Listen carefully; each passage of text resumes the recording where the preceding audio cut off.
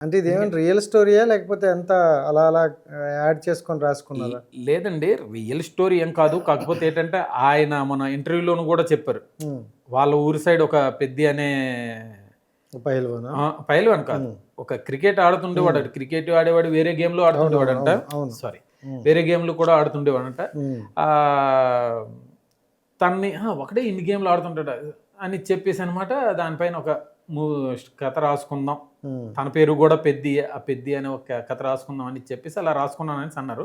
కానీ hero character వరకు ఆయన అలా రాసుకున్నా సరే, ఆయన ఎంచుకున్న ఆ రూరల్ బ్యాక్డ్రాప్, ఆ కల్చరు, ఆ మూవీలో ఆయన చూపించింది అనమాట ఇప్పటికీ కూడా ఉన్నదండి. అప్పుడు 90s కాదు, ఇప్పుడు కూడా ఆ కల్చర్ ఉందన్నమాట. ఆ ట్రైబల్ అది ఆయన రాసుకున్న విధానం మాత్రం ఉంది.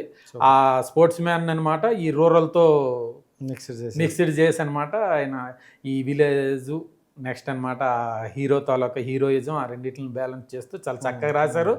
ఆయన రాసుకునేది అనమాట 100% అనమాట స్క్రీన్ మీద అనమాట వచ్చేటట్టు అనమాట చాలా చక్కగా చేశారు.